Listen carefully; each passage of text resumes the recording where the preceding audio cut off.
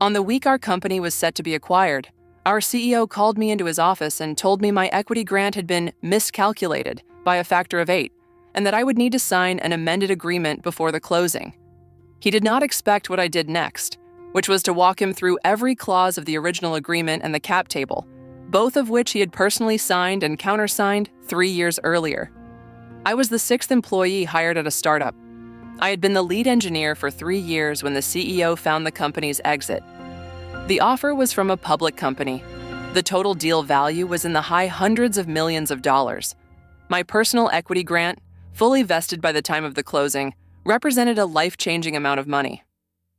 The week of the announced closing, the CEO called me into his office. He was cheerful. He shook my hand. He told me how proud he was of what we had built. Then he said, "There's a small administrative thing we need to fix before closing. Your grant agreement has a typo. Don't worry, we've confirmed with legal. We just need you to sign an amended version." He slid a document across the desk. The amended version listed my equity grant as 1/8 of the original amount, a difference of, in round numbers, millions of dollars. I read it carefully. I did not react immediately. I said, "Can I review this with my attorney before signing?" The CEO smiled a little too thinly. He said, "Of course, but we're on a tight timeline. The acquirer needs the cap table finalized by Friday. If there's a dispute, it could delay the closing. Nobody wants that." I said I understood. I took the document home. Here is what the CEO did not know. 3 years earlier, when he had signed my original grant agreement, I had, as a matter of personal habit, scanned the signed copy and emailed it to myself at a personal email address. I had also, at the time, noticed a separate document called the company's cap table, which was a spreadsheet showing the ownership percentages of every shareholder. My grant had appeared on that cap table in its original correct amount. I had a PDF of the cap table from the time of my grant, because the CEO had attached it to a company-wide email announcing a new round of financing. He had accidentally forwarded to all employees the version that included individual shareholder details. He had sent a follow-up email within the hour asking everyone to delete the original attachment. I had forwarded it to my personal address before deleting the work copy. I also had, from the same original grant email, a CC to the company's outside counsel and the company's general ledger service, both of whom would have retained independent copies of the agreement as part of their own records. The typo was not a typo. It was a rewrite. I contacted a corporate attorney on a Wednesday evening. She listened to the situation, reviewed my documents, and said, "This is straightforward. Your original grant is binding.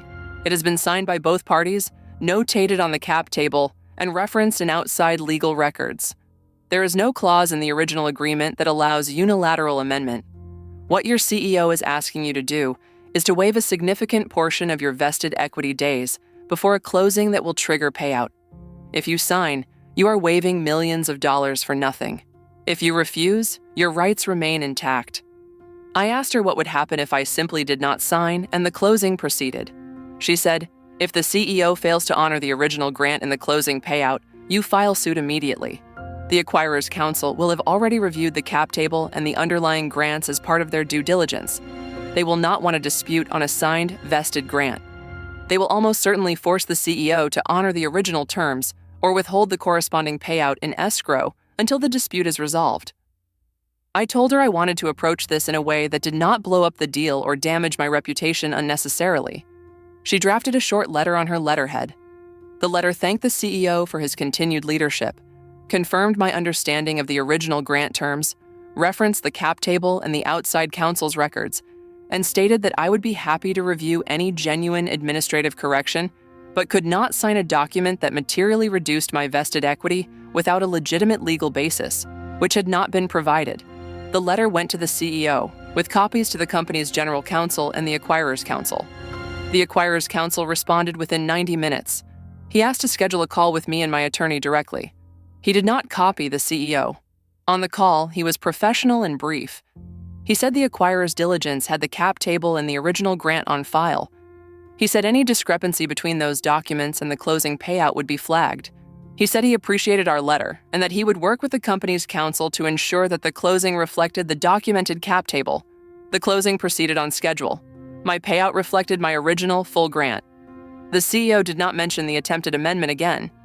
I left the company about 6 months after closing. The CEO and I never discussed the incident. I understand, through a former colleague, that a similar attempt was made with one other early employee who also refused. I believe the CEO was hoping to recapture equity he could then distribute to his own retained shareholder group as an exit bonus. I cannot prove this. I can only observe that the attempts were made on the week of closing and targeted the 2 employees with the largest individual grants outside of the founding team. Here is what I learned. Read every equity document you ever sign. Save a personal copy of every signed version at the time you receive it.